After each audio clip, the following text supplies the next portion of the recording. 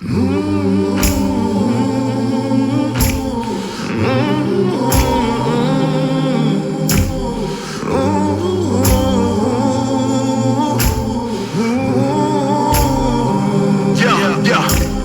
tight while I stoke these flames. One more time, there is no replay. I can't let go, I'ma hold these chains. One day I'll look back and it won't be pain. But right now it comes and it goes in waves.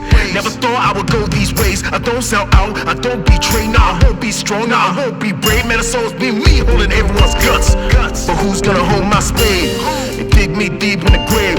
So I take these sins to the gates. I say, who's gonna come my way and bury me deep in the grave?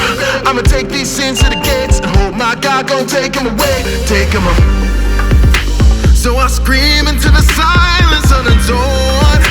Feels like it's the only thing that keeps us warm. Even though I know you said that you prefer the cold, I don't. Who's gonna hold my spade and bury me deep in the grave? So I take this sin to the gates and hope my God's gon' take it away. I say, who's gonna come my way and bury me deep in the grave? I'ma take this sin to the gates and hope my God gon' take it away. Take it away.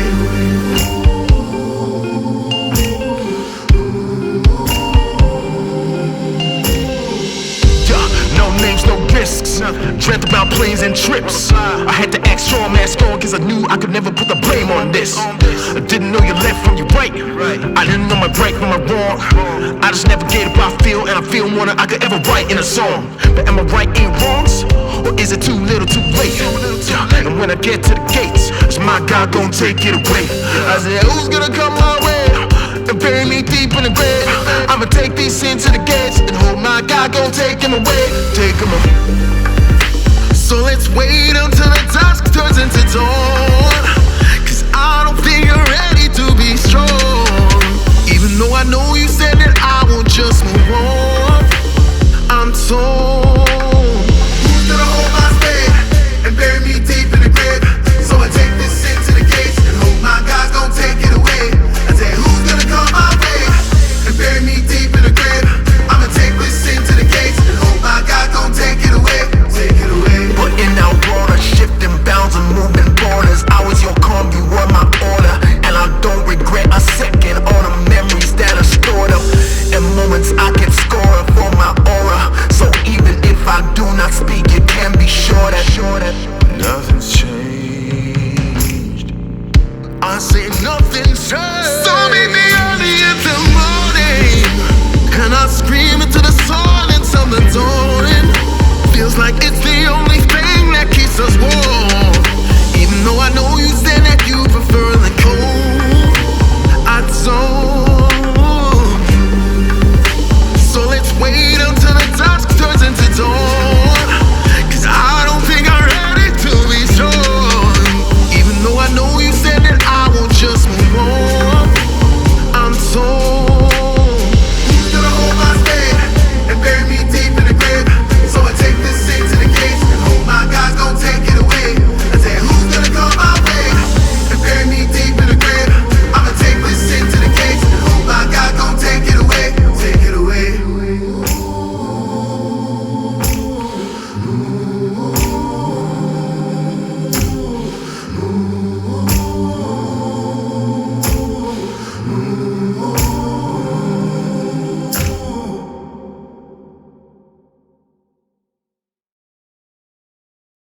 Thank everybody for coming in, especially MazbouQ for joining us today.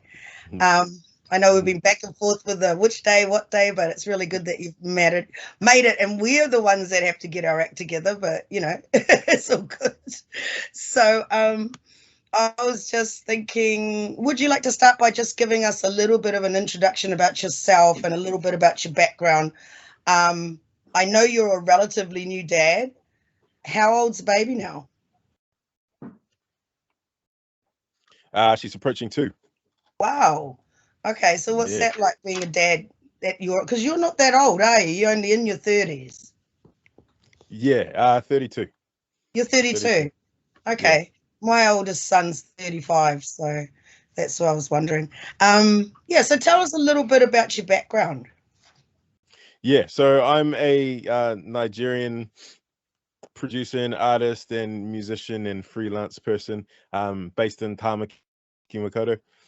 My parents, they had me in the UK, and our family migrated here in 1990, and I sort of grew up playing music, and then eventually, later in my life, I decided to go full time with it. And then, yeah, since then, I've just been broadening my horizons a little bit as a creative. I'm dabbling in a few other things such as commercial voiceover stuff, mentoring stuff, producing for other people, and all kinds of little bits and bobs here. But my primary focus is my career as an artist. Okay. So only 1990. I actually thought you'd been here a lot longer. Nah, I mean, I was born in '89, so it couldn't have been that much longer. Oh, Yeah. oh, okay. So you've pretty much been out here since you were a baby. Yeah, Yeah. exactly. Yeah. Yeah. That's Okay. that's a bit like me. I was born in the UK, moved over when I was about 3. So yeah, I know that. Oh, cool. I know that origin pretty well. Yeah. Awesome. So I've watched a podcast called Kiwi Talks. Yeah. And I'm going to leave the music stuff more for the guys. TJ's got quite a lot of music stuff he wants to ask you, but I'm going to ask you about your mentoring. Now, you mentioned you mentioned an incident at work where you did a personality test, and you had to. This was on the Kiwi Talks podcast. Yeah. And it was Myers-Briggs Strength Finder or something like that. Yeah. And you scored empathy, communication, and relationships. Yeah. So, which was quite different from your colleagues because they're all engineers. And I've worked around engineers in mining, so I know they're all very logical, and they should never get to name their children. I just, mining engineers should never name their own children, but that's okay. They'll be Southwest, and some numbers that nobody will understand. So can you tell us about the first time you were mentoring young people, and what were the rewards and the inspirations you got from mentoring them? And has mentoring influenced what you write about? Yeah. So the first time, just to give a bit of context about what you're talking about. So I used to work at a company called Serato, who are like an audio research company and software and all that kind of stuff. And I was a automation engineer. In my last couple of years, I advanced to a senior automation engineer position. And that was occupied by, as you say, people with mostly very logical and critical and methodical styles of working. And, when we did that personality test, it was revealed that my strengths were more empathy, communication, and stuff like that. My manager, I remember having korero with my manager about whether I was happy in that role, and I kind of said yes because I was afraid of losing my job. But yeah. But I think he knew that like my strengths could be used valuably elsewhere. So as part of my position at that company, I did a little bit of mentoring of the junior staff coming in. And I taught them some principles around critical thinking and how that can be applied to the job of software testing. And that kind of kindled my interest for tutoring in general, because I found that I really enjoyed that. So when I eventually left Serato and started doing just my artist career, that tutoring, mentoring side, they had moved on to other schools around the Auckland region, and a couple of them reached out to me and wanted to see if I would come in to school and do some sessions with their students who were interested in hip hop, sort of on a pro bono kind of thing. And I was like, yeah, why not? It sounds like a cool experience. So I went in and I did a couple of sessions. I did one at Ormiston College and also one at Aotearoa College. And I discovered it was something I actually really, really liked. And it was just around that time where someone else reached out to me who had links at the New Zealand Music Commission and said that they've got a mentoring program where they post artists around the country to different schools to do exactly that, but they're funded by the government, so I can get paid for it. I'm like, yeah, why not? That sounds ideal. So I had a meeting with Mike, who at the time was running it, and he was pretty happy with where I was at and what I could offer. So he, took me onto the program, and since then I've done a few schools under that program. And yeah, I've just been really enjoying it. And to answer your other question, yeah, it has influenced how I have seen myself as an artist and also the way I create my art, because now I'm kind of incorporating this idea of being a sort of a teacher, a mentor, an educator, someone who absorbs information and disseminates it and passes it on and sort of relishes in that. And that those themes are coming across in my music. And also, as I'm sure we'll get to, like my TikTok recently has gone a bit wild. I had a viral video, and since then I've made a few more videos, and that's along the theme of teaching and educating and just making sort of esoteric knowledge a bit easier to digest for the masses. So that's that's definitely something that I'm pursuing. Yeah, because I've been watching your teaching videos. I've been seeing them on Facebook because Okay. because I'm a next generation and I don't know where to find even TikTok. But anyway, I've been looking at those teaching ones, and you've got really good teaching skills. Like, do you realize like you could be actually in schools doing this? Like, Yeah, well, like it's a full-time job.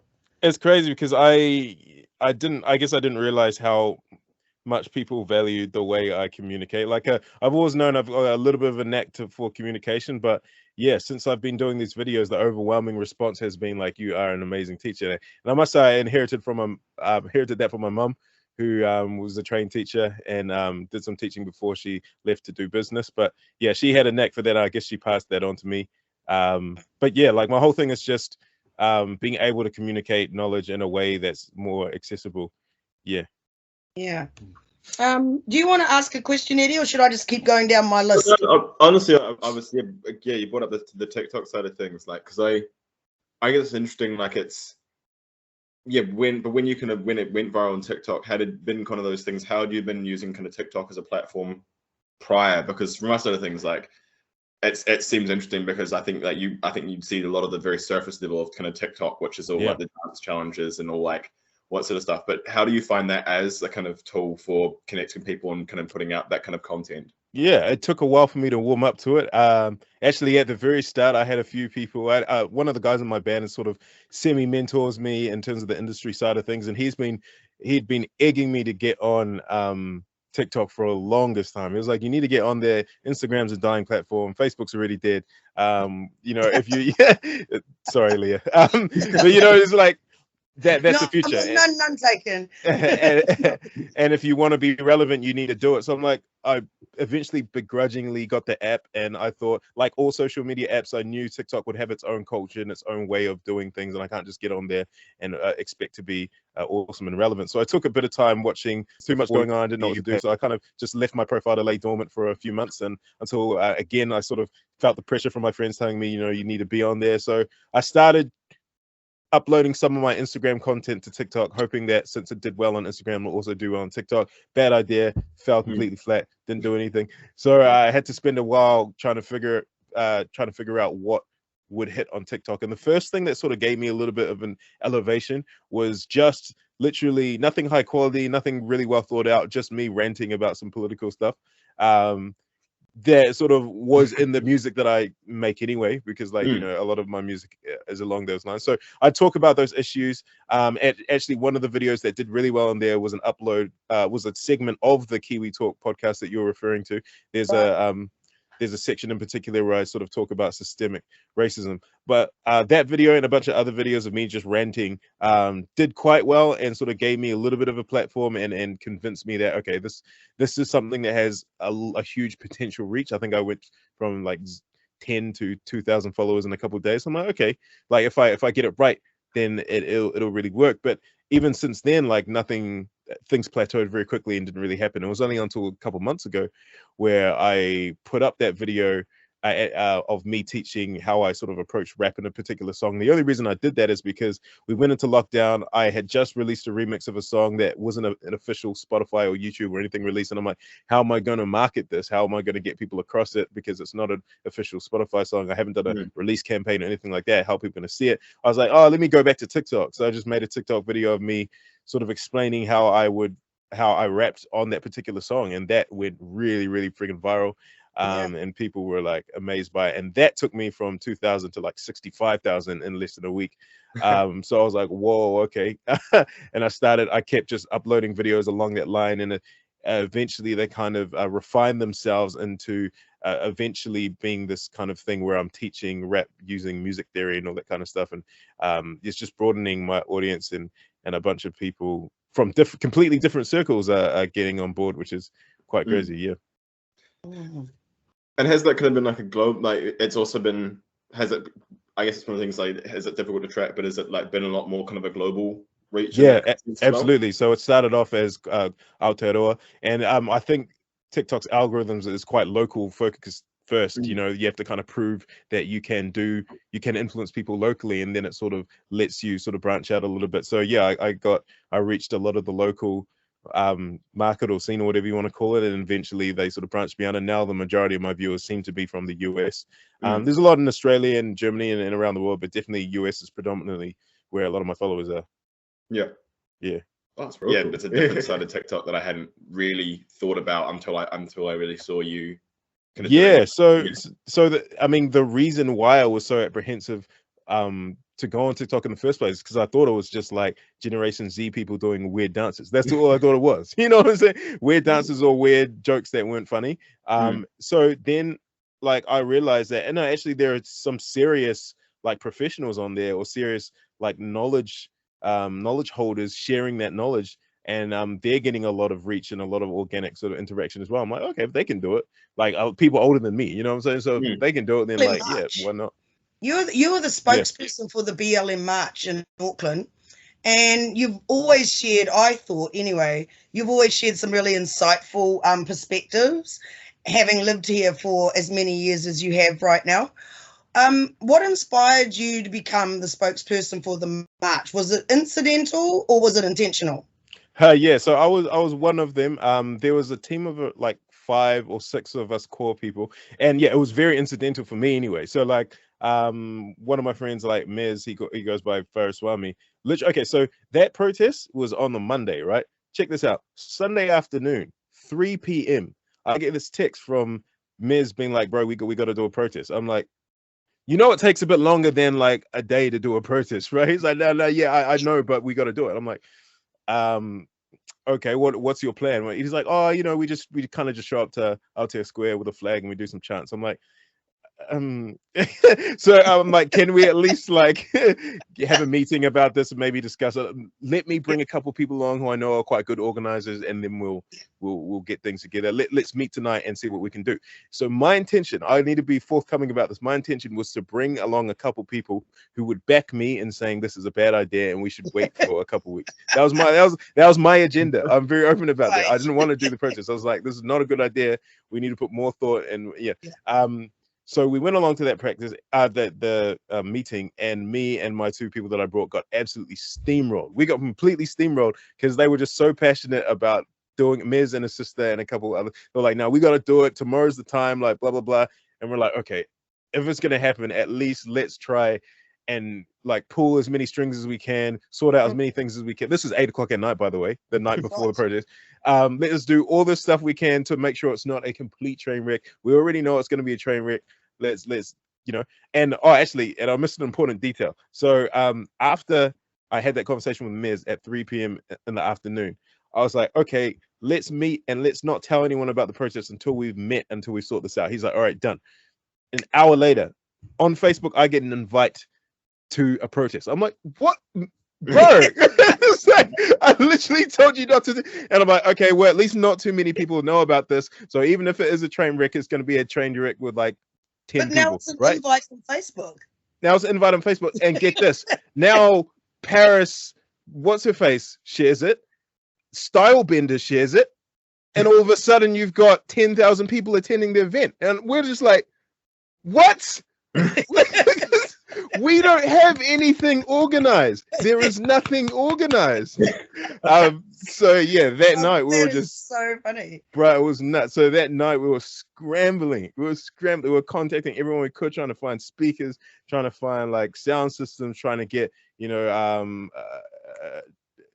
really contacting local iwi to see that we can get permission to even do it. Just everything like that would take weeks to do. We were trying to do in one night. And they were like, oh, Hugh, you know, you're going to speak, right? I'm like, really? Like, that really what I have to do? Am I speaking? They're like, yeah, you're going to be the media person. I'm like, okay. So like, yeah, it kind of just fell into my lap in that sense. But like, that's not to say I wasn't for the cause. I was 100% for the cause. I was just like, logistically, it's 3 p.m. and you want to do a protest tomorrow. Not going to happen. Let's wait. But you know, I learned that you can't stop fate. You know what I'm saying? Like fate will do what it's going to do, and you have to just respond to it. So I'm like, okay, yeah. And another thing I thankfully inherited from my mum is the ability to just talk, like literally just talk. Put me on the crazy thing is, if you give me a lot of time to prepare, my speech will be average. But if you just put me on the spot, put me in cameras on, press record, and just say, yo, this is you, talk about this, for somehow I will just come through. So that's essentially what happened. Like I had like a couple minutes to try and prepare some notes. And then I was thrust in front of a crowd of 10,000 and I had to talk. So yeah, that's I guess that's kind of how it went down. So we got to get Mez in for the other half of the story at how it went from a meeting at 3 to a text message at 3. A text message at 3. I was at the gym. I was at the gym. When I was in Dunedin, I messaged Mez because when we tried to pull the Dunedin one together, I was like messaging him. I was like, yo, and we had the same kind of panic. And it was just like, yo, like, how are we gonna get pull this together? Like, yeah, man, people were like, bro, that was one of the best organized like protests we've ever been to. You guys must have been working on it for months. We're like, yeah, man. we were laboring away at that one. Yeah. With everything that's happened, well, with all the marches that were in Wellington and Dunedin and the one that you were at Auckland, do you think that the BLM movement in New Zealand has achieved what you thought it would achieve after the marches? If not, what more do you see that could be happening? Yeah. Now, so at this point now, we've had the marches. It's pretty obvious people wanted to come out and stand against racism, be up for anti-racism. New Zealand's like a place that often calls itself anti-racist or non-racist, especially in the media. And yeah, you know what I mean? And so they're continuing to do the same debates as if it doesn't exist here. Yeah. So do you think that there should be more? Do you think, what were you expecting after the BLM march? So I guess like I'm quite cynical when it comes to like this kind of thing, to be honest, which is a bit ironic because I was one of the organizers of the protest, but I never thought the protest was going to do too much. My personal sort of like whakaaro around the protest was that it is our duty. Like it is our duty because of, like, first of all, who I am as a black person in Aotearoa. Second of all, as a consumer and as a user and exploiter of Black American culture, it is my duty to do something about an issue which predominantly affects them. And that was my whole thing from the, like, I was like, to be honest, I know what it's like to be standing up for rights in a colonial settler state, like appealing to a system which essentially does not have a conscience. Like, we can't protest our way into freedom, into liberation. I know that. Like, I'm not under any guise that we can do this big march and suddenly people are going to be like, ah, yes, black people matter. Ah, yes, Māori people matter. No, it's not going to happen. That's not going to happen.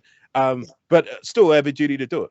We have a duty to do it. So I was like, yeah, of course, I'm going to be a part of this. But yeah, like, what happened basically was what I expected. We had a wave of a little bit of consciousness around Black issues and issues surrounding Māori and Pacifica, and there were some important conversations had. There were lots of panels, lots of Zooms, lots of that stuff happening for a while.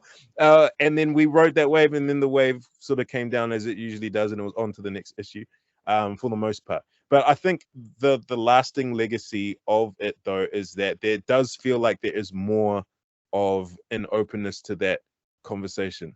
Like the door is slightly more open to that kind of kōrero now in different spaces than it was beforehand, because a lot of the work we did with that protest in media, online, and with our peers was telling people why Black Lives Matter was mattered here. That was the biggest barrier for us, the biggest obstacle for us, like convincing people in New Zealand that Black Lives Matter is not just a trend, or like standing up for racism, anti-black racism is not just something we're pulling from America for the sake of it, but it does have very real world concerns here. So that was the work we did, and I think that work has worked, and I think some people are understanding now that, like, yeah, these discussions are ones that we should have. Yeah. Do you think that critical race theory would become something that we have in schools here? Bruh, this is a country that still thinks gollywogs are okay. Like, Yeah. Yo, like, we can't even get gollywogs off Facebook Marketplace. So like the idea of critical race theory, like, we are so far away from okay. So the thing that I've always said about Aotearoa is that, like, our relationship with racism for the most part is like, it doesn't really happen. Yeah, like, we're not, that's not us, kind of thing. For all the ills that America has, for all the problems that America has, at least they have something of a consciousness of the problem. You know what I'm saying? They have a dialogue. They have dialogue around the problem. They're like, yeah, we're kind of messed up. You know what I'm saying? New Zealand is like, nah, bro, there's no problem here. And Australia is 10 times worse than us, by the way. Like, Australia is like, it's really funny.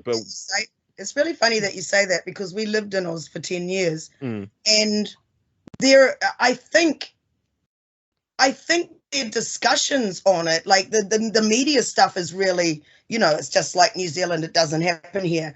But the stuff on the street is actually quite active and quite full on and very articulated. I definitely think they do the African situation in Australia a lot better than they do it here. Right. Yeah, like, there's a lot more, like, for example, we still don't have a full-on business district like Footscray, which is all African businesses, Oh, yeah. And we don't have, like, that identity that's kind of recognized where you could actually go and get funding, I guess, and everything else. African and Australian, we don't have that yet.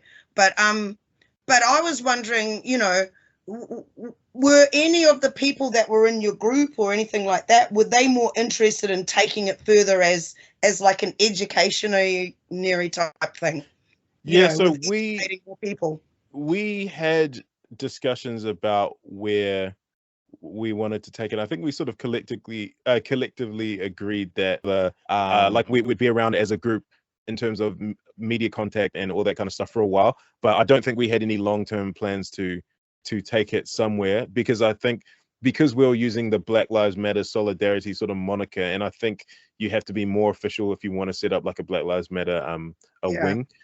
We decided that was not something we wanted to do. And for me personally, like, I am not sure about the Black Lives Matter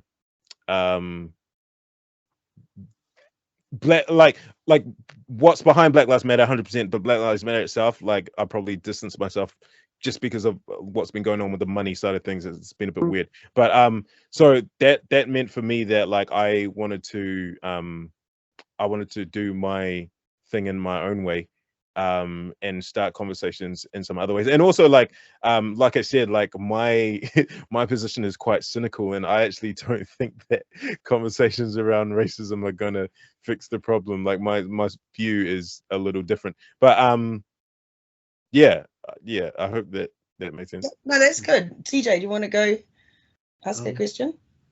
Yeah, I just wanted to ask, this is more music related. I just wanted to ask, like, what was the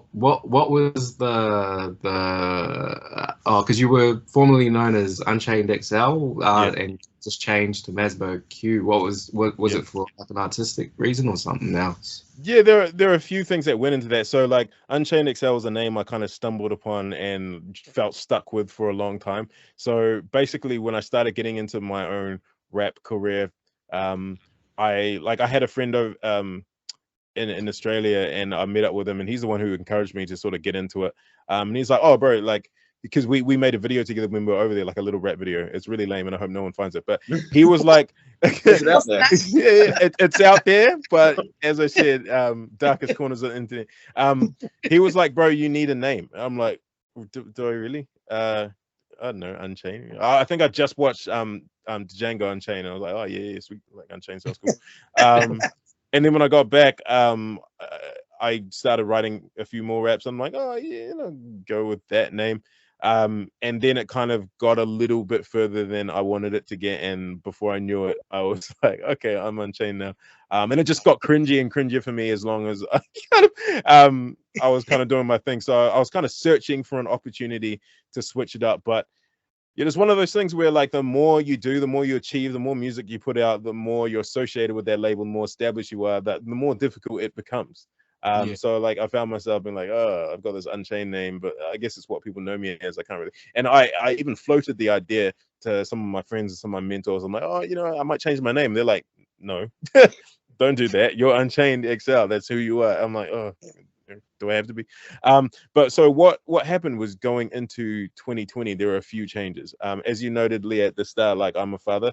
So my wife was pregnant in mid 2019. She was due early 2020. So I'm like, okay, that's a big life change for me. Another thing that was switching up for me was like we had planned to sort of move to the UK, but that was a little bit halted by our daughter. But I was like, you know what, we're still gonna do this. Let's just push it out a little bit. COVID ended up sort of postponing that even further. But like and my mindset was like, yeah, there's some big changes happening. Maybe I'm gonna find myself overseas. Music wise, things started switching up as well. Like I started writing music that was less sort of that traditional Afrobeat hip hop mix, and I started expanding into sort of a broader range of what influenced me, because I came up in rock and metal, jazz, and some fusion stuff. So I was like, I'm going to make music that's more holistically me, and also subject matter wise, I was like, I'm not going to restrict myself to just doing the political thing. Like the political thing's cool, and I'm still all about it, but like I felt very ironically, I was chained by the political, by the political thing. I was like, I have to do political music. It was actually a friend of mine who features on a lot of my music, Neil Nonso, who was like, my brother, do you have to just do a political thing all the time? And I'm like, oh, okay, fine. So I'm like, okay, maybe I'll just write some, I might write some vulnerable music, some slightly like emotionally intimate music. And I'm like, how do I square that up with Unchained XL? Because it's so intense, it's so in conflict. So I'm like, all these things together seemed to make sense. I mean, coming into 2020, a new freaking decade, right? So all these things started working themselves out, and just being like, you know what, it might be the time to take that leap and to change your name. And I was like, I'm not going to listen to anyone, because everyone's going to tell me, no, it's not a good idea. I was actually just about to release my Afro-Eternity EP, or at least start rolling that out. And my publicists who were in charge of that thought the name change would be a bad idea.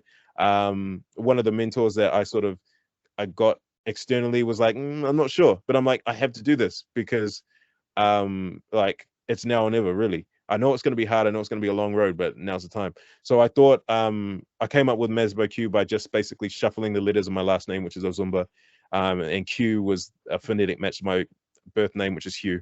So I'm like, I wanted a name that sort of sounded more like a name, and it's worked because a lot of people actually just know me as Mazbou. They don't know me as Hugh.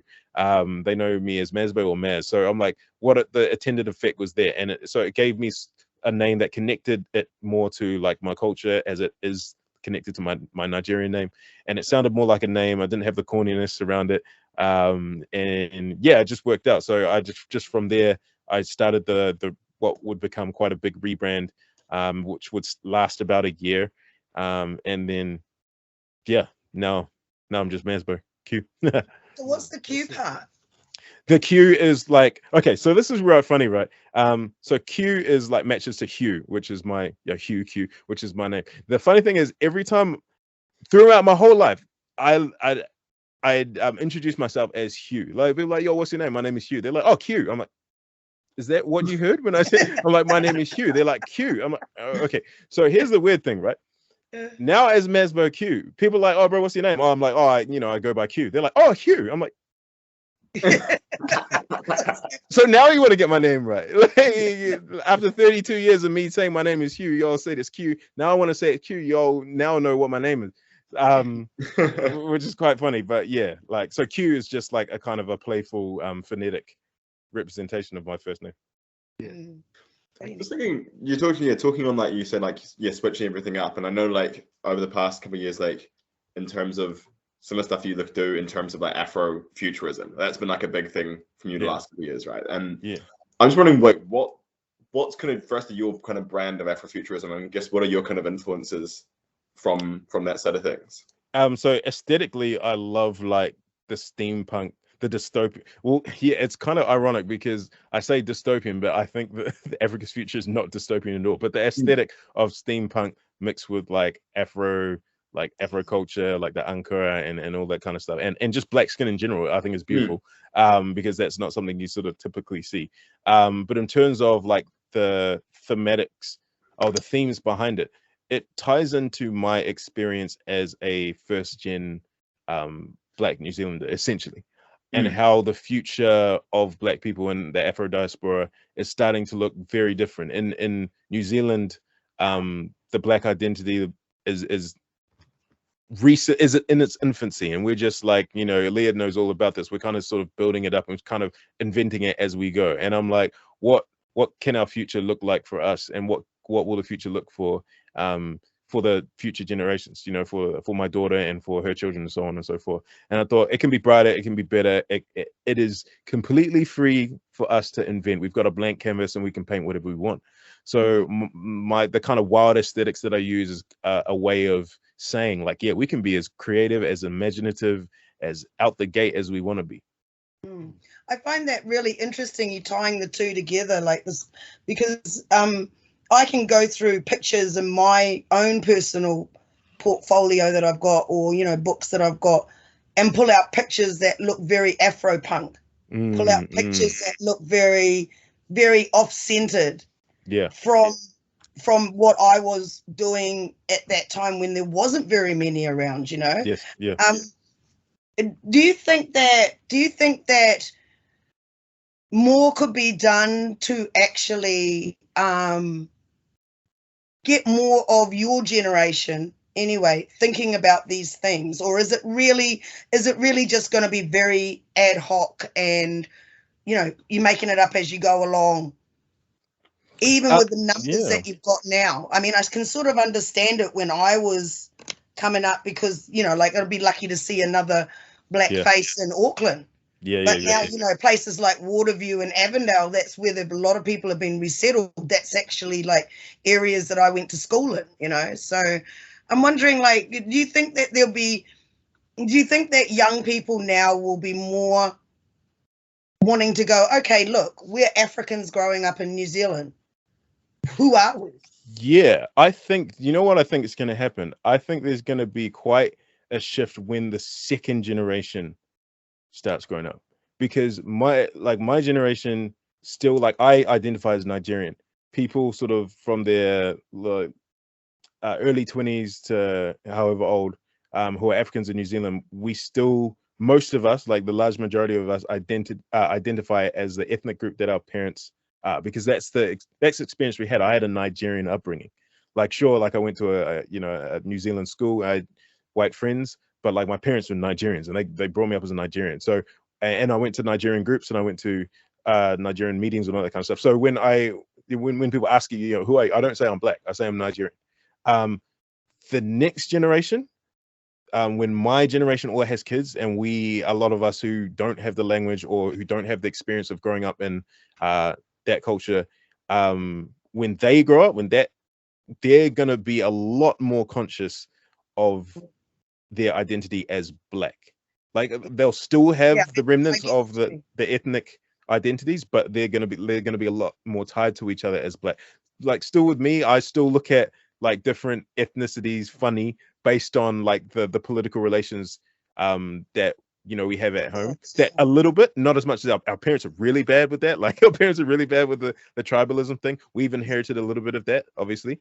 But my daughter's generation, she's basically going to have near none of that. And I think her generation is going to come up being like, oh, I'm Nigerian, but like I'm quite disconnected from Nigeria. But I tell you what, I've got these features.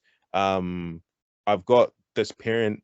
I've got this in common with these other people who have these features and these parents. I guess we're black. And what does that mean? Yeah. Because I don't really know what it means.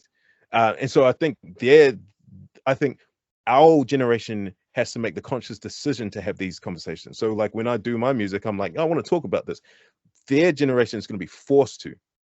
They're going to be forced to have these conversations because they're not going to look. They're not going to look like anyone else, but their experience is going to be like everyone else.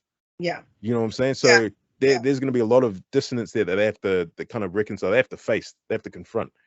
So I think my generation having these conversations now and choosing to have these conversations is important work.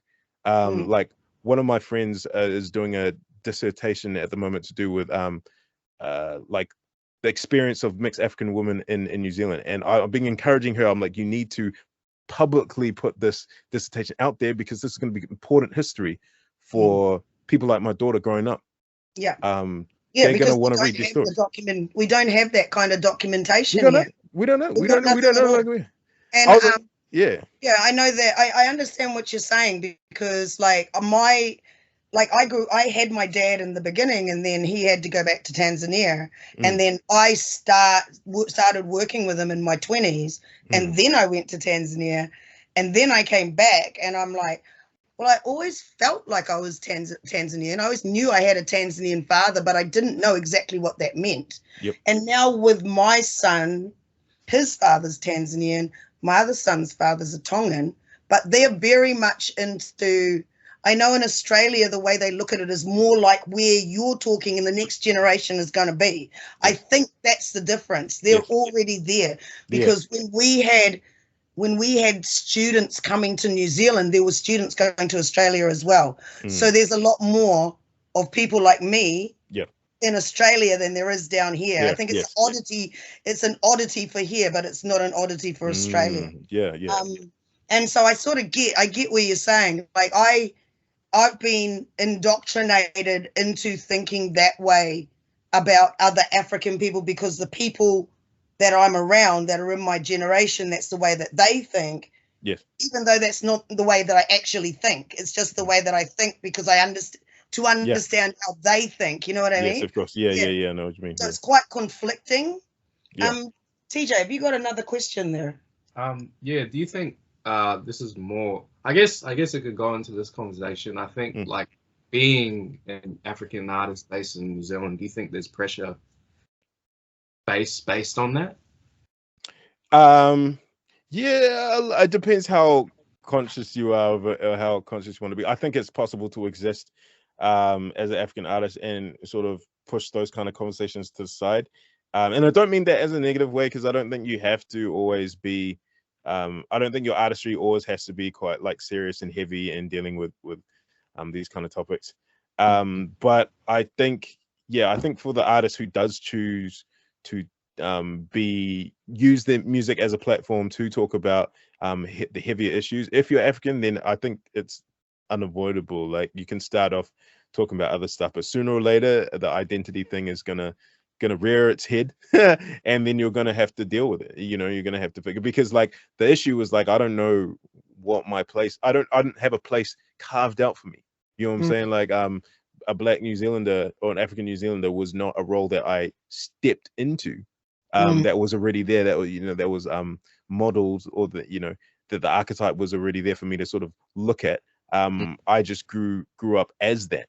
And I just grew up as someone who had a New Zealand accent, who was not white, but also who was not Māori and who was not Pacifica. You know what I'm saying? So and so when I start talking about race issues, what does that mean for me? Like, one of the most confronting things for me in the last little while was when the when the group of us were doing the Black Lives Matter discussion. We had some Māori people consulting us about the proper way to go about things. One of them said on the phone, they said to us, Māori people are the Black people in New Zealand. That was, to this day, I still don't know how I feel about that. There's like I don't like that statement. I think it's problematic, but I get it. Like I get where it's coming from. And that is something, I think it represents something a lot bigger than a lot of us want to acknowledge, because it brings up this idea of race being a essentially political thing. In order to cast Māori as the Black people, it says that blackness is a completely political status, right? But as Africans, we know blackness to be at least somewhat like inheritable and biological. You know, I don't know that like to say that race is biological is very like controversial, but like, you know, there are intersections of race that are biological. So like for me, like my blackness was not anything to do with how I was treated or like my experience in the system of racism. My blackness was just like, I'm Nigerian and Nigerian people are black.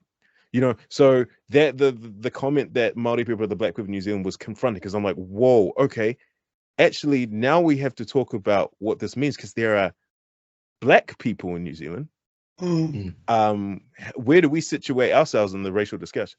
So I think if you're being an artist and you're studying, you're talking about these things, you're talking about how racism affects people, sooner or later it's gonna hit you in the face. You'll be like, oh, hang on, what does this mean for me? And I think, yeah, in that way, there is kind of pressure to at least talk about it or address it internally. Yeah. And I guess the other thing is that just for any, I guess, young artists or young African Kiwi artists, whatever you want to say, I guess what would you recommend them? Because from what I've found, like there's a lot of kids around there that want to do music, but they don't know how to do music. They don't know what are their first steps on how to get there and get their music out there, I guess, is what I'm trying to say. Okay, so do you mean more like people who have already started along the journey, or just started? So the piece of advice that I sort of give to a lot of people, especially a lot of the younger people that I mentor, is like self-awareness and self-discovery is super important. And because like I think probably the most important thing or the most essential or significant part of anyone's artist journey is their branding. And branding comes from essentially like who you want to put yourself out there as. And in order to be effective at determining that, you kind of need to know who you are. And as we've just talked about, that question is very complex for Black New Zealanders, you know what I'm saying? So I think for young Black artists, these kind of conversations are important. Who am I? How am I situated?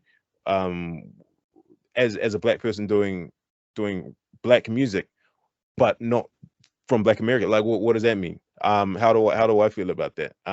Because those questions are important so that you don't end up just like completely appropriating a culture that's not actually yours. And I gotta admit, like in my earlier sort of Unchained XL time, I was very, very Black American centric with a lot of my content. And because like growing up, that's who I saw myself as. That was the closest thing, you know. And it took a lot of maturing to release that and be like, oh, actually being a Black person doesn't necessarily mean being Black American. I think a lot of young Black artists in New Zealand either see Black Americans or see like Black British people, especially now that drill's getting big, and be like, oh yeah, that's me. That's what I'm going to do. Always looking outside of New Zealand. Or it's like, and I don't blame them because we don't have anything to look at here. So, but it's important to have these conversations, know yourself, figure out how to define yourself, and then be like, okay, I don't have to make music about all the stuff that doesn't have anything to do with me. I don't have like, okay, so one of the biggest things I see is like, especially with drill music, a lot of it's around violence and kind of stuff. I'm like, a lot of these people are making drill music in America and the UK. They're living that. That's what they're living, man. They're talking about what they actually do. So when you're in New Zealand, you're on Mount Roskill. You're in Mount Roskill and you're talking about pulling up to someone's block. Bro, first of all, there aren't blocks in Mount Roskill. Second of all, you don't own a Glock. No one owns a Glock. So why are you talking about that? You know what I'm saying? And you talk about that because you think that's what you have to be, because you see yourself in the mirror. You're like, I look like these people. There's no one here for me to look at. Therefore, so I know that's a really deep answer for what you're talking about. You're probably asking more of a practical thing in terms of what you should do. I mean, you can Google what you should do as an artist. You know, that's a very easy answer. But the more tougher answer and the more contextualized answer for especially young Black people in New Zealand is self-discovery. Because once you discover yourself, you know where you situate yourself. You can build your image as someone unique. You can harness the fact that we're in a very unique position. And that's what I've been trying to do. I've been trying to be like, yo, if you're a Black New Zealander here, look at me being a Black New Zealander here. I'm in a situation that nobody else is in, or that very few people are in. So what I'm talking about, the issues that I'm bringing up, that I'm raising, no one else can say that. And to be able to be in that position as an artist is so powerful, man. It's so powerful. We're like, yo, look what I'm doing. Like, there's only me doing this. There's only a few of me and my peers doing it. And like one of my first songs is Unchained Excel. That kind of went somewhere, was a song called But Do They Know? It had Just B, had New and so I had a few people, and the whole thing was like, yo, look at us. We are living this identity that no one has defined before us. Y'all should pay attention to this. So being able to like know about that and kind of dive into it and express that and build an artist image around that, I think is very, very powerful. And I don't think a lot of people realize how powerful. Building on that kind of discourse of, I guess, American and British influences. Like, I know, like, it's the other things I find interesting, but and I know like it comes up in New Zealand hip hop scenes a lot is the using American accents type discussion, because I don't know, like I guess like from looking at some of the stuff I know about like British music history and like why stuff like garage and grime and jungle got big, whether they were the first scenes where like that felt like they were kind of for the homegrown scene, and is that almost a difficult thing, and is it almost now, and that was the point where you really started hearing like British accents proudly used in music. And do you think it's difficult here, not only from a location and a career trajectory sort of thing, but also in terms of being in this globalized kind of space, in a much more connected space? Those influences are a lot more present, and it's almost, you can suddenly blow up an American market a lot easier than you probably could have. Oh yeah, no, that's true. So a lot of people don't actually like my stance on this, and I'm all good with it, you know. Got to be a little bit. So my whole thing is like, because I'd openly admit that like my accent when I'm rapping is very America-centric. I'm like, I don't have a problem with that. I do that because I just like how it sounds. You know, I just like being, you know, I like that sound. I think though, when we're having a discussion about this, and because a lot of people say, oh, like, you know, people in the UK started rapping in UK accents and it got big. It's not as simple as that. Their music, the rapping in UK accents, like the grime, for example, it didn't evolve from hip hop, and people need to people need to aware it didn't evolve. It evolved parallel to hip hop from a united root. As you say, garage, all that kind of stuff was around, and MC culture grew out of that. And so people need to be aware that the reason why UK accent works in UK hip hop and grime is because that evolved out of a culture, out of a genre that they essentially created, they birthed in the UK. So the problem is here is that we don't have that kind of nuance in our understanding of what's going on. And we just think that we can make music that sounds like American and just put a New Zealand accent on it and say that's authentic. I'm like, no, bro, it's not, because your flow is American, the way your beat is American. You're probably like literally using an American beat, like your type beat that you got on YouTube is literally American.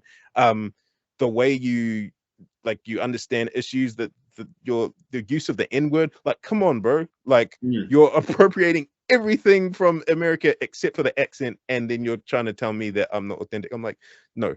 I think in order for the New Zealand accent to work in hip hop here, in my opinion, it has to come out of a genre that births out of New Zealand. And I think that that's happening. I think that's going to happen in like, I think we're going to have to look at Māori culture. We're going to have to look at Pacifica culture in New Zealand for that kind of stuff. Like the hip hop that's coming out of those communities. Like, for example, the island hip hop that's very island and that's come from island music. Like it makes sense to have the accent that they're having, right? And I think that that's the conversation we need to be having in terms of accent. The other thing I'll say is this: like, a lot of people don't. No one does reggae with a New Zealand accent, and I think we need to interrogate that, because reggae's been quite big in New Zealand since the 70s. But every time we do reggae, we do it with a pseudo Jamaican accent that actual Jamaicans are like, you know. But why don't you do it with a New Zealand accent? Because you know it will sound funny. You know it sounds weird. So I'm like, well, I think that the New Zealand accent in an American genre kind of sounds weird, and I don't want to do it. I don't think that the New Zealand accent inherently is bad. I think the New Zealand accent will be well situated in a genre that comes out of New Zealand. Mm. Yeah. Do you also think like there's also like, so for most of the thing, like whenever I go back to the UK, like I grew up in Southland, so like when I'm back in Southland, my Southland accent, like I code switch quite strongly back to the accent that I grew up with. But then I've also, through trying to connect to my family in the UK and trying to connect to that, I have managed to code switch and keep like various British accents of the different. That's it from it.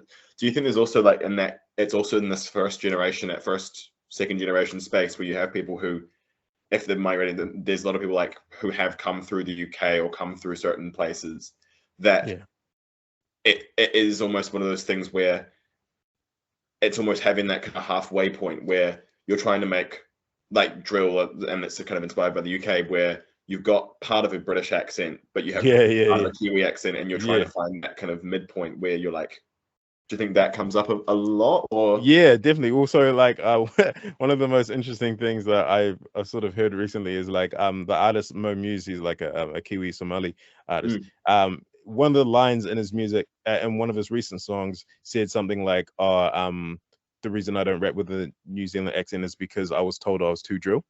Like he said it more eloquently in the context of the song, but I thought that was real interesting, right? Because I'm like, so you damned if you do, you damned if you don't. If you do the New Zealand accent, apparently you're trying to be drill. Like, yeah, you know. So like, yeah, I think what you're saying is true. Like, I think globalization, right? Like, your average black person that you see over here probably has a global experience somehow. Like they were either born overseas or they've lived overseas or they're in a community that has a lot of overseas people. Like the black community is very young. Most of us who are sort of my age and a little bit younger who are doing music are very like globalized. Like even a lot of us, like just talking, you can hear. Like me, I admit I've got a Kiwi accent. Some people say that I sound a little bit British, but whatever. But a lot of my other peers that are my age, like they don't sound. You're like, oh, can't even pick out where you sound like. There's a little bit of so many different things because you know there's a little bit of where you were born, a little bit of where your parents were, a little like what communities you roll in. So yeah, no, I think what you're saying is definitely correct.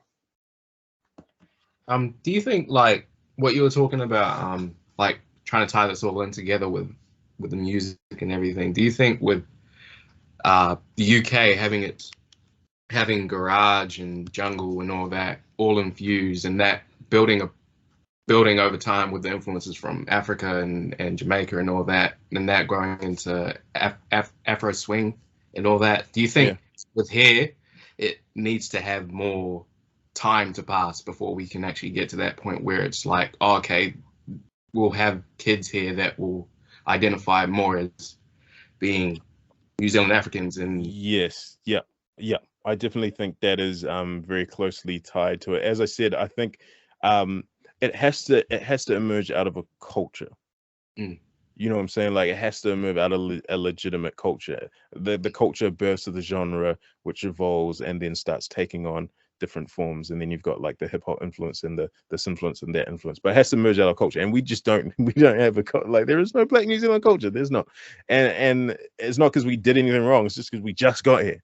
We just got here. You know what I'm saying? So we don't have that. Like I said, like you ask, I don't know. You probably ask Skepta what he is. He'll probably say black, and he knows he's Nigerian. But if you ask him what he is, he's probably going to say black first, or your average sort of Black British person is probably going to say black before anything else. That's not something we don't have a racial consciousness here yet.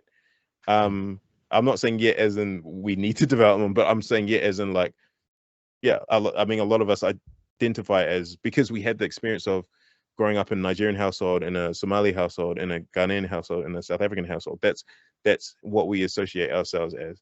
So but yeah, also I think like what's happened though is there's a lot there is a generation of people that probably do think like that, but they were hidden. Like you couldn't you notice them, right? Because I know that I know myself, I call myself a Black New Zealander or Yeah. African New Zealander. I don't really get into the whole thing of being a Tanzanian New Zealander. I know I'm a Tanzanian New Zealander. Yeah. But I'm that far removed from Tanzania. Yeah. It's sort of like, it makes more sense. And I'm literally an African Kiwi. Yeah. Like, yeah. So it's like quite literally. So, yeah, I mean, I think that the issue was like there are like what, five of you guys, you know what I'm saying, and because there's a few more because they've come over the years, you know what I mean? Yeah. But because it's never had that, because in the 90s you had that massive influx from the refugee population that started in the 90s or late 80s actually. Prior to that they had prior to that, I used to there were students, Ethiopian students that had their own club on Simon Street in the early 80s. This was before 85. There was quite a number of Africans there, but they weren't students that they were wealthy people. They were like, maybe they were ministers' sons or something. You know what I mean? They had a lot of money and they had their own club up on Simon Street, and you could walk in there with a crate. You know what I mean? So you just put your crate under the table. But I think that if any of them had remained in New Zealand, their children's kind of become invisible in the New Zealand milieu until you get this massive influx. You know what I mean? No, I definitely agree. So I think like I think it's related to, I think there is a relation, or there is an intersection with the issue of New Zealand in general not having a racial consciousness. We have an ethnic consciousness. And what I mean by that is that we typically don't think in terms of black, brown, white. We think in terms of New Zealand European or Maori Pacifica or African. And I think it's more because I think the race is very political, and its existence is contingent on what happened in history and the systems of oppression that exist. So naturally, if you are black, you have this very strong affinity to someone else who is black based on the fact that you are both victims of this same system. Whereas in New Zealand, we don't have this racial consciousness. Well, so we don't. I mean, it's not as natural, you know. So like, I'm just like, I'm Nigerian. So if you're Ethiopian, the only thing that unites us together is the fact that we came from the same continent, but we come from regions of the continent that don't really talk anyway. So why do I need to connect with you? The African consciousness is something that's way more, has to be way more intentional. And that's its own political thing. That can only come about from a more of a studied and a learned consciousness about Africa's place in the world. But it's not because of things that happen in New Zealand. You've got a racial consciousness in America because of what America was built on, i.e. slavery. New Zealand, for Africans, New Zealand wasn't like built on slavery. For Africans, our presence here is not because of slavery. So not the transatlantic slavery. I know. I know. So we just, I know that in the 80s, I remember when we changed to other, because prior to that, my stepfather and mother used to code me on the census as Negro, and I was Negro. But at the same time, when I went back and did the research for a documentary we were going to do, and then the funding got pulled, so we didn't do it. But I was going through the archives, and in 1976, they had a number of African countries that you could identify on the census. Wow. A number of African countries, 1976, and then it had Negro, and in West Auckland. The one I was looking at, it had Negro as well as other African countries. And then this was 1976. So I'm looking at the numbers. And the numbers were there were 3 Negroes in West Auckland or Auckland at that particular time in 1976. So I know that my stepfather and my mother were coding me and my sister as Negro. So I don't know who the other guy was. That's So, interesting. yeah. So like, and then in the 80s, that's when they changed it, and suddenly it became unfashionable to say Negro in America. So to keep in line with America, we changed ours to other, and it all became about ethnicity. It wasn't about race anymore. Race, yeah. So in my lifetime, I've seen that change. That's interesting. That's Yeah. cool. So I follow you on Instagram, so I know like I remember like so there's always been a couple of posts like stuff you put up that has always that stick with me, and the one I really wanted to get your kind of take on was I think you must a couple months back you put up a story about like your hair routine with it, and I remember one of the posts you said was locks not dreads, and I've seen this discourse coming up a lot, and I'm really curious because I have my take on that sort of discourse, but it's the first person over here that from when I was in the States, but the first person over here who's brought it up has been you, so I'm really interested to see what your take is on that side of things. Yeah, it's an evolving for me. Like I had to do because I used to call them dreadlocks. And just for a bit of background, like and Leah know this, like my mum was like the first sort of ethnic hair care business for like Africans in New Zealand, and her shop South Auckland? Yeah, she was in Otahuhu. And What's her your shop mum's my mum's is Gloria Ozumba. Her business was Amaka. Yeah. Yeah, I know. Yeah. So her shop was the Afrik hair salon, and she was massive for doing dreadlocks, you know, and then cool. So like I grew up in a household that sort of used that name. And I didn't think anything of it, and then like I was challenged at one point about the usage of that word, dreadlocks, and I was like, oh, okay. Some people don't like it. I wonder why. So I did some research, and interestingly enough, it's not clear cut. It's not as clear cut and like as I first realized. So like I did some research, and I found like there is this view on why you shouldn't use the term dreads. Then I did then I sort of formed and started building an opinion and understanding, and then I did more research, and I thought, well, actually no, dreads can actually not be necessarily because there's this theory that it came across because of the dreads that the Rastafarians had for, you know, for God, like the fearful, the dread. Yeah, so like it's a very spiritual thing, and of course, like for a lot of people, they see their hair as an act of worship. So that kind of re-challenged me to be like, okay, maybe I shouldn't be so hard case, like, yo, locks not dreads.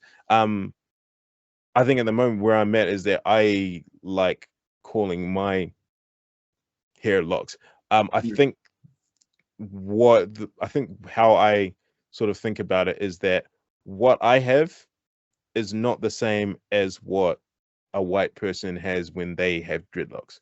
Like, so that's what I have a problem with, because I'm like, even though it kind of looks similar, what you have to do to your hair to get it doing that is not what I do to my hair. It's nothing even like it. You know, y'all have to do some crazy stuff to get your hair looking like this. Me, I rub a towel on my hair and let it grow. And then as it grows, I sort of interlock it a bit, and then this is how it is, right? So that's why I kind of like, well, locks, dreads, call mine locks, because it's not like what y'all are doing. You know what I'm saying? So yeah, I think my view as of right now is that I'm a bit agnostic to the term. It seems like there are a few competing viewpoints, and it doesn't seem super clear on whether, you know, dread is inherently negative or dread can mean something positive and spiritual. So I'm just like, just call it locks, man. It's you know what I'm saying? It's like because my stance was I guess but I guess because my family is Jamaican, so my grandparents were kind of one last generation to the UK. So I guess, and the big one for me has obviously been trying to connect to that has been music, especially music. And then, so I guess from most of the things, it had always been like, and I keep seeing the debate because it's almost, and I guess the thing was like, from where I understood it was coming from, it was just like, I thought in the clash I've seen it's the non-white, it's the non-black origin of the term dreadlocks, where it was, you had, I think it was like Kenyan or Tanzanian warriors essentially fighting against colonization. And then, you know, the British soldiers kind of coined the term dreads or dreadlocks. And then from my sort of things, it was always like, it was about Rastas kind of adopted that, because obviously at the core of Rastafarianism is anti-colonization, is Yes, decolonization, of course, anti-colonialism. liberation, yep. And it was interesting because it was so I guess it's like, so I guess in my sort of things it's always been the subversion, but then where I could see the nuance of it is it a bit like, was it almost like the is almost kind of part of two things. Is it black people in a sense trying not to feel like everything about us is politicized? Actually like just call my hair locks, like, and it also represents, you know, there's differences and separations within the diaspora.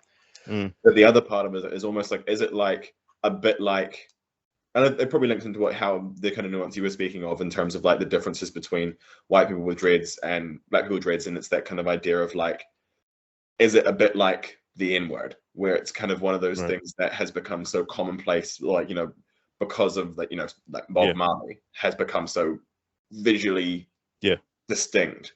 Yeah. But then a lot of the meaning and this purpose behind that has kind of left. And it's kind of almost like, been appropriated in some ways. Yeah, no, I hear you with that.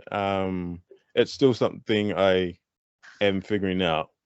I just You're getting all the professor questions tonight.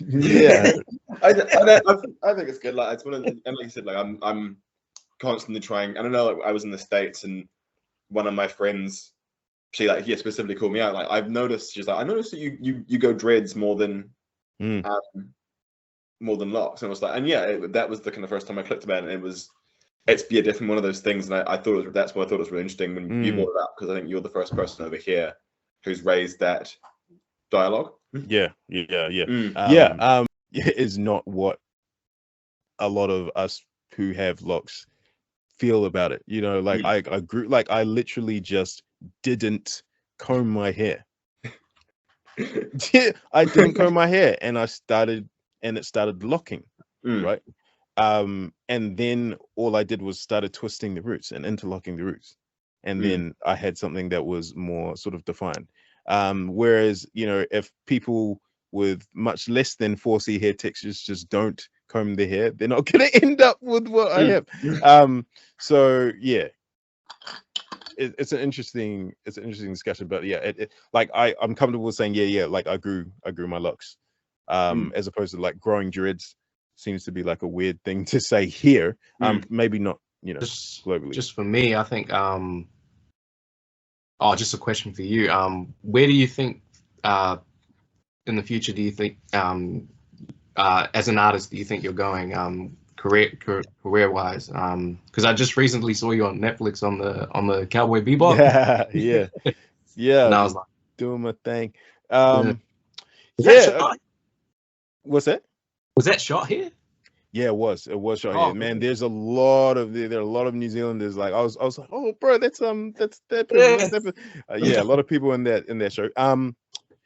So funny, if you had asked me this question literally 2 weeks ago, I would have been like, yeah, I'm MazbouQ, I'm gonna be a Grammy award-winning artist, I'm gonna tour the world, I'm gonna do all that kind of stuff. And part of me still feels, part of me would still love that, but I'm kind of very recently I've been releasing myself from the pressure or the burden of chasing that with all of my might, such that I need to sacrifice everything else in my life to make that work. And I'm more like, what I'm more looking at it is like a tenured professor publishes books to legitimize their practice as a professor, and those books might not necessarily be bestsellers, they might not necessarily be the most popular, but if they're a legit professor, it's always going to be high quality stuff, and people who are into that kind of high level stuff will value the work, and they will see that work as a way of proving or legitimizing that professor's practice as what they do. So I'm kind of thinking as MazbouQ as more of that. Like, I know that there's other stuff that I want to deep dive into. There's this mentorship stuff with youth. There's this like more broader teaching stuff that TikTok has opened the doors for. There's my producing and you know, like my studio work that I love doing. And there's just other experimental stuff that I want to do. Yeah, like there's just doing featured acting and then all this kind of other stuff. I love doing that, and I don't want to necessarily give all that stuff up to be an artist, but I'm still gonna be putting out music as MazbouQ. I'm still gonna do shows. I'm still gonna do all that stuff. Why? Because when I come on here and say, yo, this is how you rap, or yo, this is how you produce, people are gonna be like, why should I listen to you? Go listen to my album and tell me if I don't know how to produce after you listen to that. Go listen to my album and tell me I don't know how to rap. You know what I'm saying? So that's kind of how I'm looking at it now. And if by me putting music out there, doors continue to open and I get offered a deal, or I get an opportunity to tour overseas or to collab with someone massive and to have my name in the flashing lights for a little bit, sure, I'm not going to say no, you know what I'm saying? But I'm not going to look at my career as a failure if it doesn't go there, because my notion of success is growing and evolving now. What about more movies? And I was wondering, like, are you a gamer? No, I'm not. Man, my gaming stuff, I have nothing against it, but like, to be honest, I just couldn't keep up. I was hardcore into gaming in like intermediate and then early high school. I remember getting an Xbox, the first Xbox, and I was like, Halo, Need for Speed Underground, best game of all time, undisputably. And also Unreal Tournament Game of the Year edition. I was a little bit into Counter-Strike and that kind of stuff. And that was my thing. I remember just stopping for like a couple of years and coming back. And then Call of Duty was a thing and all this other stuff. And I'm like, oh yeah, I know what Call of Duty is. It's kind of like Counter-Strike. Tried to play it. It was terrible. I was just slow. I was uncoordinated. I couldn't do it. I'm like, nah. I just felt like gaming just left me. Like, you know, I couldn't keep my chops up, and then as much of the thing that interests me about gaming now is the music side. Like that's what I was gonna ask you that. Yeah. Like, yeah. So are you thinking? Yeah. Oh, 100%. Actually, yeah. So this is something that like I've been doing recently. I've hooked up with a US producer through TikTok because of all that stuff I've been doing, and we're writing a hip hop EP that is, I'm not even sure if I should be talking about this, but yes, that's what's happening. We're writing an EP that's like, hear it here first on the BlackHouse. Exactly, right. And the genre, what we call it trailer hip hop. Like you listen to it and you're like, this sounds like a movie trailer. That's what it sounds like, but it's hip hop.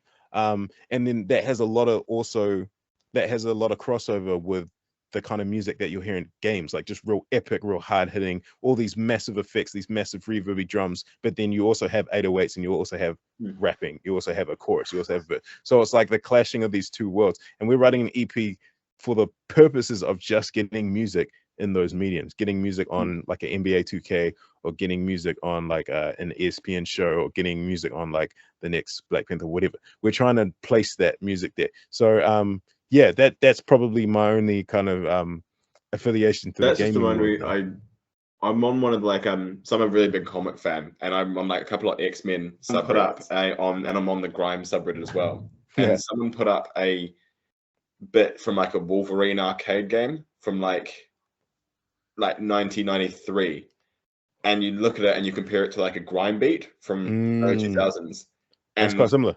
Yeah, and it's pretty similar, and it's one of those ones where like I think it might be like someone who went on to become a grime producer, or it's just the same kind of elements. I guess like you can see those elements being drawn. You're like, and it sounds really weird. You're like, this is a grime beat. This is like that's interesting. Yeah, that's real interesting. Yeah, no, I'm a huge fan of comics as well, and a lot of the inspo. So basically, what's happening, and it's very foreign for me because I consider myself a producer first. But basically, what's happening, this US producer is he's got all the trailery sounds, the big massive horns, the drums, and all these, and he sends like the trailer side of stuff to me. And I'll put the vocals on it. Sometimes I put the drums on it as well, because like, you know, like I'm a hip hop specialist, so I might do the drums and I'll do the vocals, and then we'll have this thing. And one of the songs that I've got on there, I was hugely inspired by Magneto. Like I heard the song and I was like, bro, it just sounds like. So I wrote the song from the perspective of Magneto, and like you know, in the first verse I talk about him being a survivor of, you know, World War II, and then coming up, and then his place in the world as seeing mutants as a superior species, but not because he's got this evil intention behind him, but because he's seen how humans treat mutants, and he just wants to be liberated. And he's like, no, we're going to liberate ourselves by any means necessary.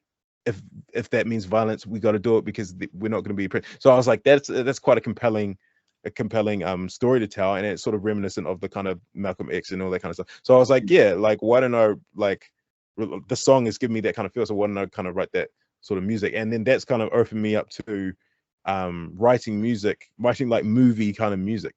like because I think movies have such compelling storylines, and those storylines have a lot of crossover with what we feel and what our cultural experiences are. They might not be a one-to-one match because I mean I'm not a mutant, but like seeing you know what I'm saying, but seeing some of like I mean yeah, I'm pretty strong, You could but be a bit of a mutant in the rapping, you know. you Like, know what I'm saying? yeah, But you know, you're up there. seeing how like Malcolm X's co-papa intersects a bit with Magneto's co-papa allowed me to be like I identify with this somewhat. Like I'm not that extreme, but like enough so that I could put myself in that position and write some music like that. And that's like now I'm just like, oh, if the music takes me there, then yeah, sure, I'll think of a movie. I'll think of, you know, it'll either be a movie that exists or a movie that like I've conceptualized in my head. So on my last album, The Future Was, I forgot the name of my damn album. The first track on there is called Don't Stop Regardless.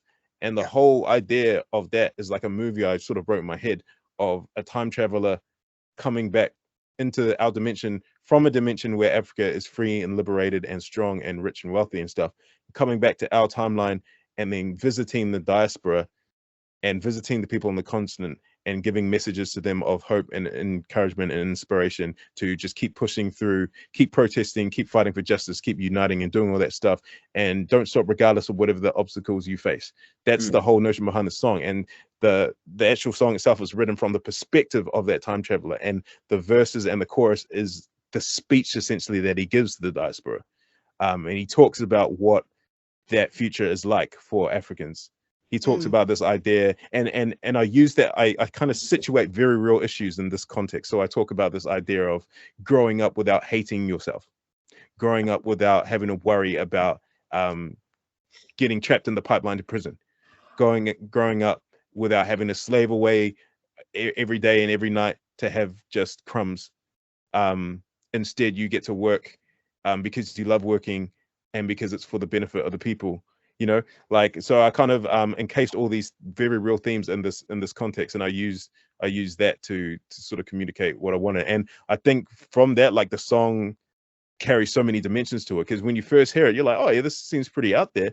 But then it's how people go listen to it again and think of it like this, and they listen to it again, they're like, whoa. Second time, third time, go listen to it again, and I'm going to give you this information now. They've listened to it again. They're like, whoa. So like being able to do that is a very satisfying experience for me. But I think it allows us to, like, just give a lot more dimension and a lot more character to the music. I would like to, because we're actually gone past 8 o'clock, but I'm having such a good conversation. You guys, we can end this whenever you like. But I'd like to know, with all the work that you're doing between mentoring and creating music, and do you have a normal job as well? Just No. like a job that has nothing to do with music? Nah, so I left my full-time work in 2017. In my mind, I was like, I'm gonna do, at the time it was Unchained XL, I'm gonna be a rapper and I'm gonna take over the world. And then I not realized, because I knew this would happen, but I'm like, Unchained XL make me no money, so I'm gonna have to use my skills to, in the meantime, do some stuff on the side. I don't want a job, because that's the whole reason I left my job, so I could sort of do what I want to do. But I want to use the skills that I have that sort of broadly relate to music and creative stuff to pull in some other streams of income.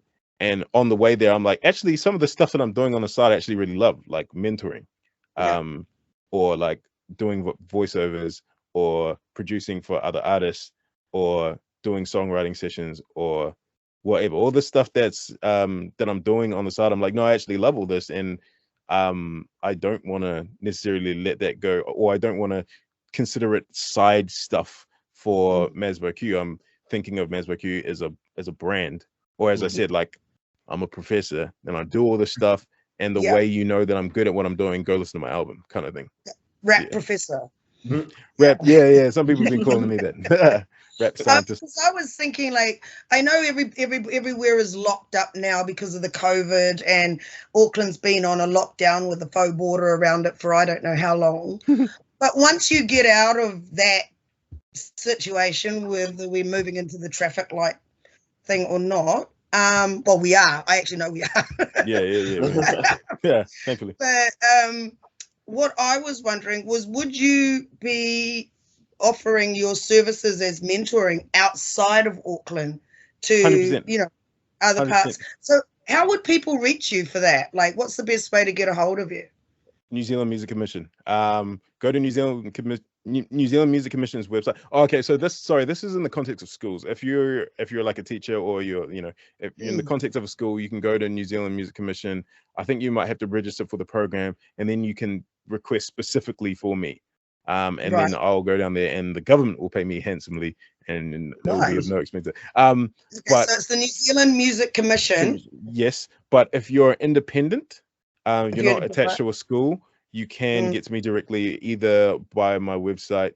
One of my websites, MazbouQ.com, is like my artist website, but I also run HughOzumba.com, which is the more broadly me, like the person who does all these different things. You can also go through there, fill out the contact form, be like, yo, I'm interested in whatever, and then we can link something up. I definitely know there's a few teachers around the place that might see this and go, wow, yeah, that would be awesome, because we see that there's a lot of things happening for, it actually came up in our forum, actually. There's a lot of things happening for Africans, because Auckland is where most of you are. Yeah. But when you get out of Auckland, like, there's still Africans all the way down as far as Dunedin. I don't know why they're in Dunedin. It still baffles me every time I say that. Honestly, I think you need to go to Dunedin. Like, it's not that. No. Like, I grew up 20 minutes outside of Gore. Like, it'll still confuse me. It'll always confuse me. I grew up here. Yeah, no, I'm keen. I'm very keen. Like, so with the Music Commission, I've done Hawke's Bay, I've done Whangarei already, and they were dope. I'd love to travel to do this and connect with people everywhere. Yeah. Have you looked at other online platforms like Discord or Twitch or something, where you can actually say if it's like too difficult for somebody to travel? Yeah, travel. Like, so just very recently, I got a Calendly account. I don't know if you know Calendly. Yeah. So like, you can literally just book a session with me if you want to, and we can do it Zoom and Google Meetup. I'm just trialing it at the moment, because a lot of people were in my DMs when this TikTok thing was blowing up, being like, yo, can you give me a lesson?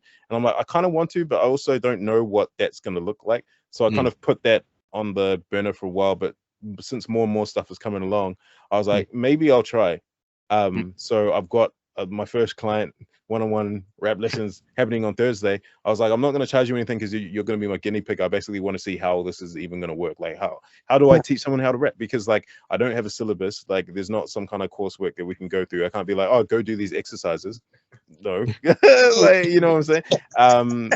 So it's something that I'm going to have to like figure out how to do. But yeah, that's definitely an avenue I want to go down.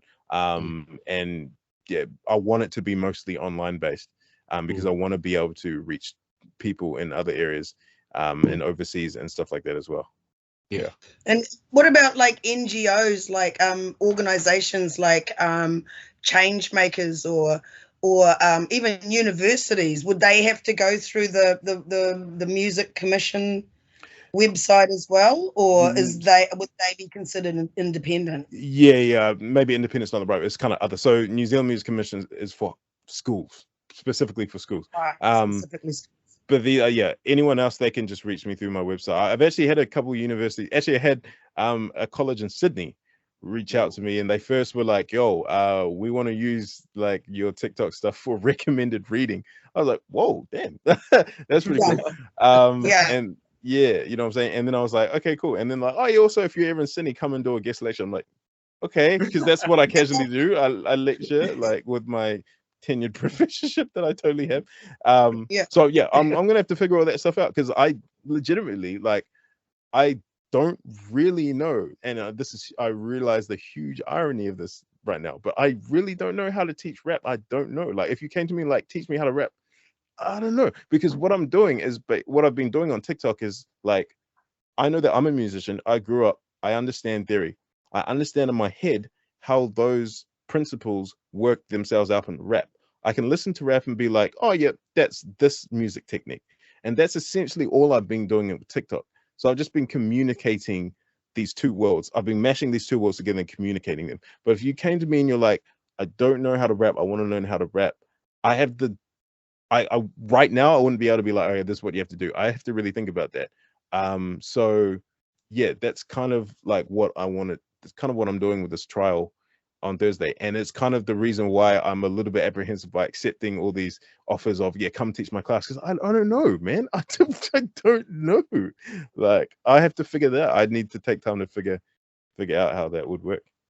What about collaborations across the ditch? I noticed a lot of Afro-Kiwi artists are going over to Oz and collaborating over there with yeah, the guys in Sydney and Melbourne. Yeah. Have you been looking at that as well? I want to. Like, I had like a season where I was literally just adding every single rapper from Melbourne and like messaging them, being like, yo, do you want to collab? That wasn't very successful. So I was like, okay, maybe I need some other strategy. And a couple of mentors like I've been talking to are like, it's the best way is probably to get like connected with a publisher who can actually just set up writing sessions with you. And I'm like, okay, yeah, that sounds good.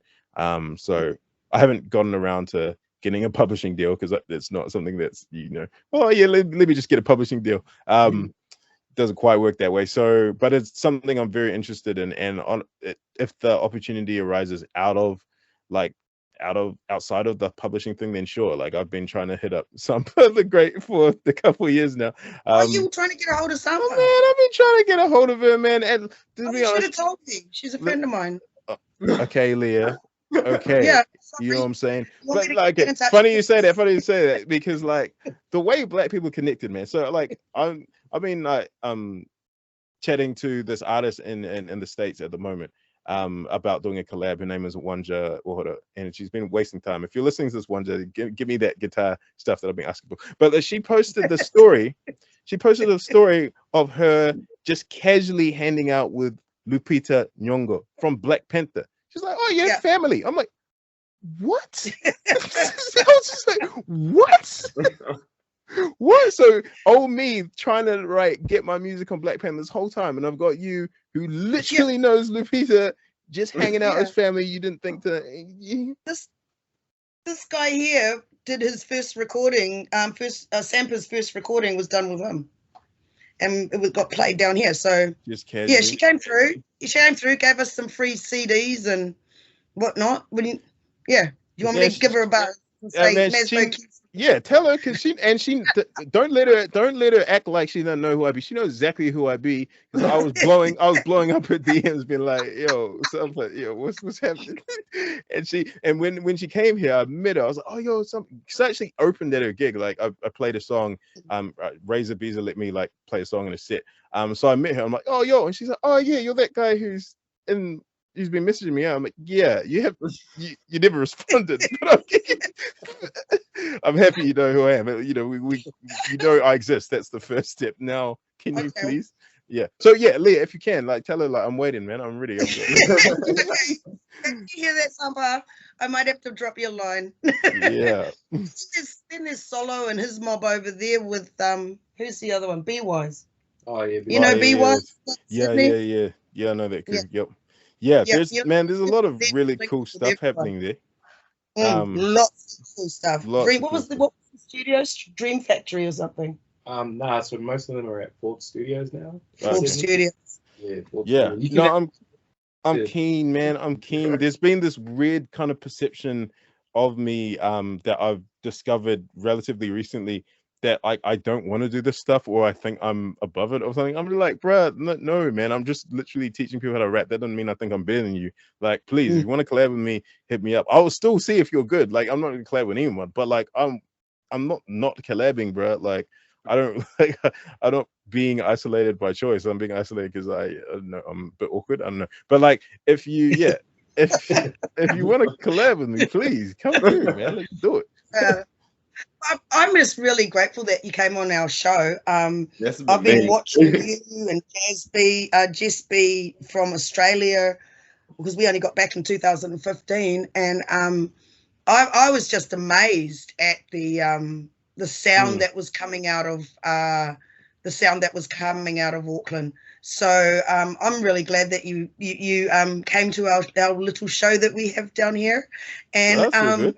and shared all this awesome information. Do you guys have any other questions you want to ask MazbouQ before we end this? No, like I feel I ticked off my list pretty well. Sweet. Ticked off everything. Yeah. So MazbouQ, when are you going to come down to Wellington again? I'm doing New Zealand Arts Festival. I'm going to be in Aotearoa on the 24th or 20th, whatever Weekend Explore is. I'm going to be in Aotearoa doing New Zealand Arts Festival. Okay. So yeah. Do you know whereabouts in Aotearoa? I do, just not off the top of my head. Okay. Yeah. And what's the project? We have to do like a BlackHouse, like a mobile BlackHouse setup. Yeah, that'd be cool. Because I haven't sussed my flights out or anything. I don't know if we're flying or driving, but yeah. So yeah, if I need to stay down there a bit longer to do some stuff, let's go. Okay. And what have you got anything you're working on right at this moment that's going to come out soon that we've got to look out for? Nah, so my album only dropped in late July, so I'm still kind of in the I'm in writing mode. And as you've heard, I'm doing a bunch of stuff, so I'm kind of just I'm sowing a bunch of seasons, like slowly watering everything. There is definitely going to be there's a new album in the works. I've already got tracks, but I'm not gonna force that. Like initially I was like, oh yeah, I need to get my new album up, and I'm just like, you know what, I'm gonna let it come. I'm gonna take all these other opportunities that I'm doing, and I'm gonna like build and redefine my success, and then the album will get done. You know what I'm saying? Because I'm never gonna not make music. I'm gonna have time. I'm gonna be like, I've got this idea, let me do that. And all those times are gonna build into more songs. I'm gonna meet more people through TikTok, through wherever. I'm gonna collab with them, and then an album's gonna come, but it's just maybe not as soon as I initially planned. Yeah, you've just been doing loads of work. Loads of stuff. Yeah. Loads of stuff. Yeah. So from all of us, TJ and Eddie and myself, I'd like to really thank you for coming to the show and sitting on even with our awkward bit at the beginning, trying to get everything sorted out. But really glad that you came, and I hope that we'll be able to catch up with you sometime next year and just catch us up with what you're up to. That would be awesome. Yeah? Yeah, 100%. Is that a promise? Okay. Yeah, Do I have to find Sampa first? You can hold me to that, yeah. Does it come with a caveat? You got to find Sampa first. Yep, that was implied. I'll put a note at the bottom. Find Sampa. Yeah. Okay. All right. I'm going to end it here. So thank you very much for coming on the show. I don't know what else. We've got nothing else to say. It was an excellent interview. Sweet. I can do the BlackHouse Out show. You've been listening to the BlackHouse Online with Eddie, Leah, and MazbouQ. Oh, and TJ and MazbouQ. And yeah, this has been the BlackHouse, not on 106.1 FM, but on the internet. Yep. Thank you for listening. Thank you for coming. Peace. Nice.